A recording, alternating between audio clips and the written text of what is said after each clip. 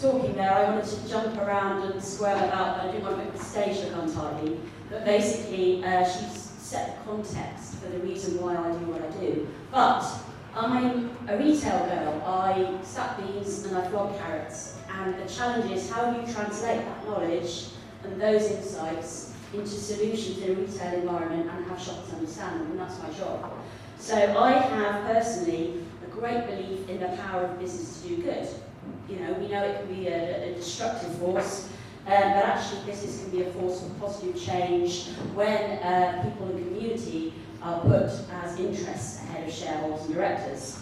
So I fell in love with this idea, jacked in my corporate job. I was 15 years at Unilever in Sara Lee and became what I call a business activist. So that is, I started a business with the aim of creating social change, positive social change in the food system, as well as making money. I started with my sister. I've been in the corporate world for 15 years, and she'd been in third sector, and got very interested in how can you encourage positive choices. You know, how can you put choices in front of people so that they make better choices for themselves and for the world. So we planned it together, and we started a supermarket. The supermarket's called HiSbe, which stands for how it should be. And the reason for that is we started with a blank sheet of paper and a lot of research in this sphere, and created a vision and a set of values for how a supermarket in the 21st century should be if it were to prioritise sustainable, ethical and responsible trading. So this is where we came from, this kind of research and industry insights in this area. We try to design a solution. As you can imagine, there's a big focus on local suppliers. Probably the most sustainable way is to choose local suppliers from the area that have, we work with family-run farms that work in harmony with the soil around them and have done for a long time. And we work with responsible brands, so we don't stock, Mars bars and pot noodles and stuff from Nestle. It's all the best alternative we can find, but still at an accessible price. And we also do crazy things like paying suppliers on time and, paying staff above the living wage, which is scandalous. And the whole idea is to stand up for responsible and ethical trading. The shop's much bigger than you're imagining right now, because our sphere of reference is like Tesco on one side and then little organic food shops on the other side. I shouldn't say that. But it's twice the size of this space here. It's supermarket size, it's on a cheap and cheerful street in Brighton, because it's really important to make it affordable for people on average incomes. The ethical consumer leads the way, and then our job is to tip it into mainstream. So I'm here to explain what we do with food waste in our shop, and how I think shop power is a vital part of remedying a wasteful world. So why supermarkets? We've covered it so well, but basically got pissed off with Tesco. I had a real bee in my bonnet with how big supermarkets operate, or to put it into context. I've worked with global companies negotiating with big supermarkets, and I know that they are all powerful in the food industry. They decide what goes on the shelves, they edit choice, and they spend millions of pounds scientifically to push us towards the choices that are more profitable for them. It's good business. It's very smart business models. But in our food culture, the sad truth is that global brands and supermarkets dictate what we see as food. They define what we see as food. Junk food is normal, and it's not only normal, it's dinner. And the issue is they have a business model that puts their private profits before everything else. So 60p in every pound that we spend in British shops is spent in the big four supermarkets. That's how powerful they are. They make billions in profits, but they don't translate that into value for the economy or value for the local community. They're exploiting suppliers. I've seen so many examples of it. Underpaid staff so that we as taxpayers have to fund their wage bill. And they suck all the profits out of town and centralise it or send it abroad. And worst of all, they just make bad food normal, because bad food that's stuffed with salt and sugar and fats is what is cheap and easy to produce and sits on the shelves, and that's what they want us to buy. So, oh my God, I'm making such a picture of doom and gloom, but that's why we decided to reinvent the way supermarkets do business. We thought the only sensible thing is to start a new supermarket chain, right? Tesco started with one in 1919, and they started with one store, so why can't we? After all, supermarkets are only the way they are because people make them that way. So, there's no immutable law of the universe or nature that says that food must be retailed this way. It's just that way because people made it that way. And so we're not trying to run at Tesco with pitchforks or demonise their shoppers or have a go at them. We're creating a new model that over the next 30 years will make the old model obsolete. And it's a model driven by local suppliers, community spirit, social enterprise, and democratise funding. And that's how we want to transform the food industry. We're 4 years in, our shop's been going for 4 years. Have I really been 17 minutes? No. Thanks. And shop's been going for 4 years, we're serving 4,000 customers, 104 suppliers. We give 68p in every pound to the suppliers, which is the right way round, not the other way round. And we keep 50p in every pound of the local economy.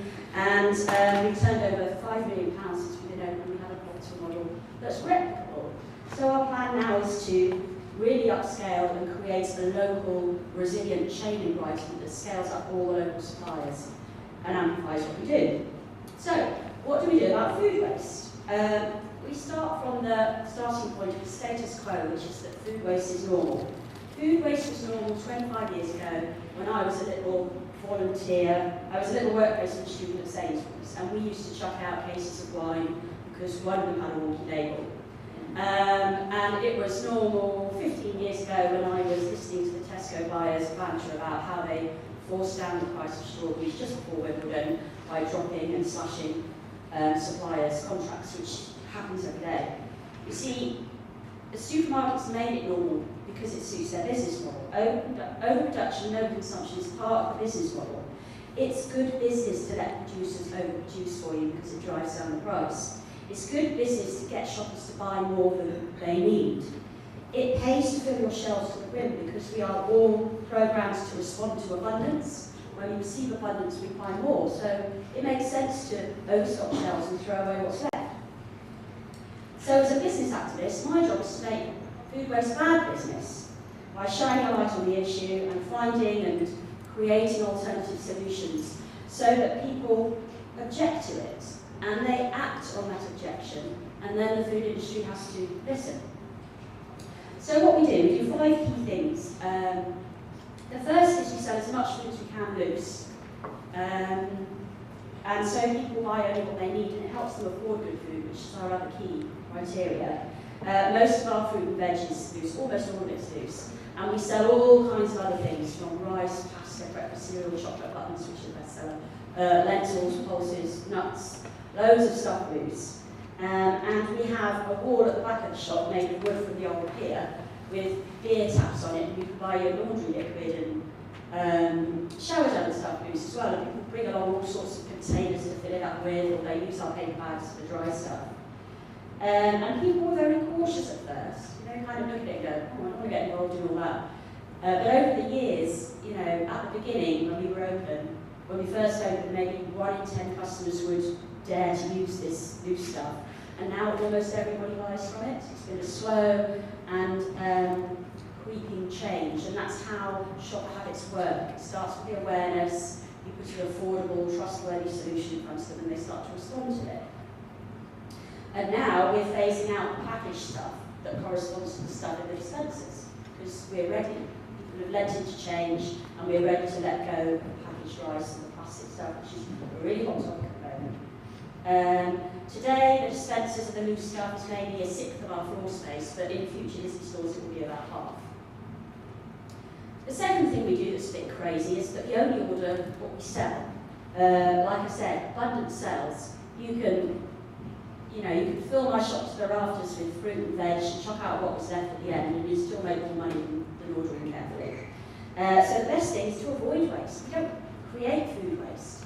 And it's achievable. We manage orders really tightly. We work with our suppliers, we put them in charge, so we have a fruit and veg distributor who creates the orders for the shop, trusted to do that. And when that happens, they can go to farms and do deals on their surplus. They've got the power to create our orders and bring in stuff. You might not know exactly what they're going to bring, but that's cool because they are managing it, they're in the driving seat, and that's what should happen. It should be the suppliers in the driving seat. They're the heroes. They're the people out there creating food for us. And sometimes there are gaps on the shelf, but people understand. So particularly with meat, we're careful with meat. We generally under-order it because meat's the worst thing to be left with at the end of the day. So, you know, you might come in on a Wednesday and there's no chicken because it comes in on Thursday. People get it and they forgive us because they get what we're doing. Of course, it's lost sales as well, but for us it's the right way around. Thirdly, we don't push people to buy too much. Again, this is a key part of the supermarket model. When I was in the 90s, when I was in my little corporate suit at Unilever, the supermarkets kicked off the idea of buy one, get one free. And it just got into everything from shampoo to tomatoes. And the whole concept was what they wanted you to do was fill up your cupboards with their stuff so you didn't go to the competitors within the next week. You know, it was all about overstocking people. And when it tipped into fresh food, it just became, oh, I can't afford not to do this, but I'm not going to eat it all.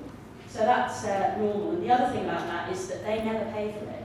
So suppliers, for every buy one, get one free, it's not Tesco paying for it, it's the supplier who supplied it, paying for it. And they're not just paying for the unit, they're paying for the unit at retail price.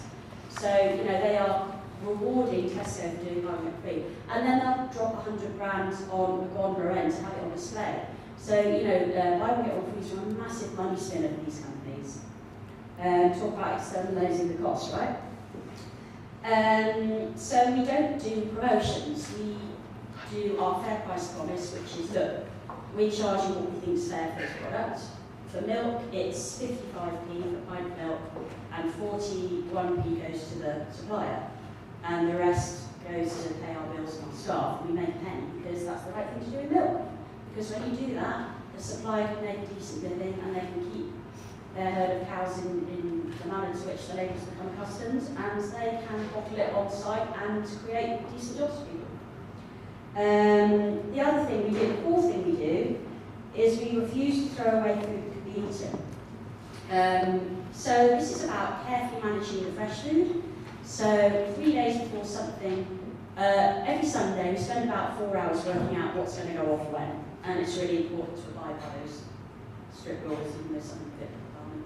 But we know each day what to reduce in store if it's going out in 2 days' time, we reduce it by 10%, and on the day by 20%, and then if something really needs to shift, the bigger discounts come in. And customers get to know, and they come in at those times and on those days. And we manage it so that we're left with very little stuff.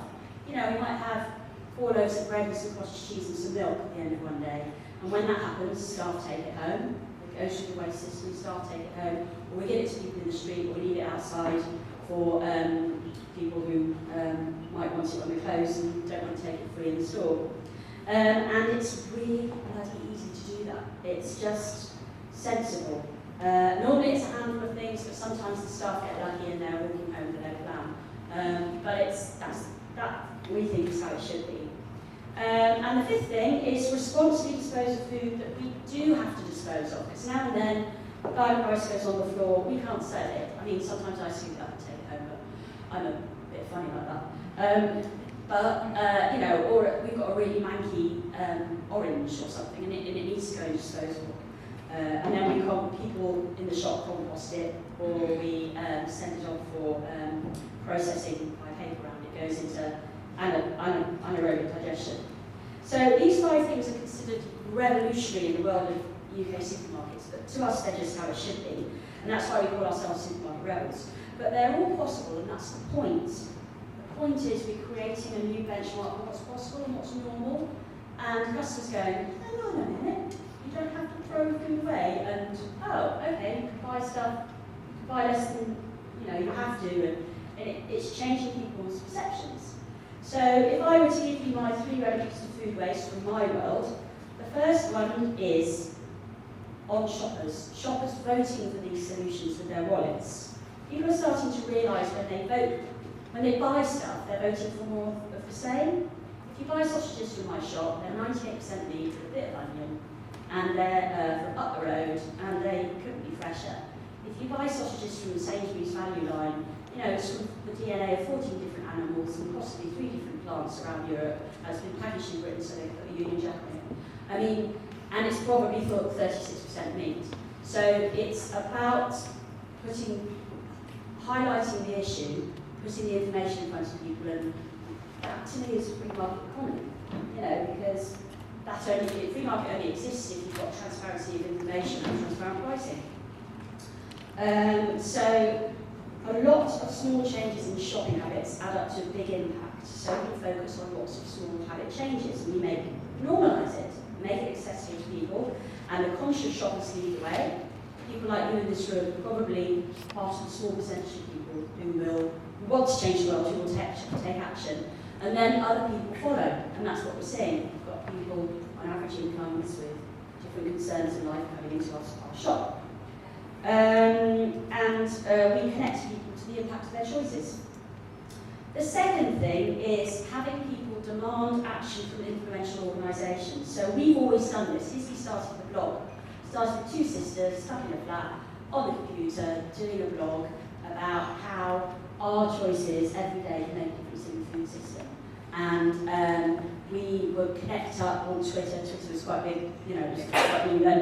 And we would connect up with all the other organisations and people locally actually who care about ethical consumerism and the good food movement, and share their content and get activity and share their different petitions for things. And we can all do that. We can all shine light on naughty supermarket behaviour and share campaigns for people that do it well, and vote for products online and social media that do it well. So do your bit and share it far and wide, but also offline. Join like-minded people in person and make demands of councils and businesses and supermarkets. In Brighton, 30,000 tonnes of food a year are wasted by businesses and 39 by households, and people are acutely aware of that now. It's gathering pace, and we've got lots of community groups now kind of waging war on plastic and on food and coming together on it. So I would invite people who want to make a change to also do that. And then the third remedy for food waste is to have supermarkets copy us. If it's our job to show another way as possible, it's the supermarket's job to copy us, bolt on the bits that they can handle and dress up and do.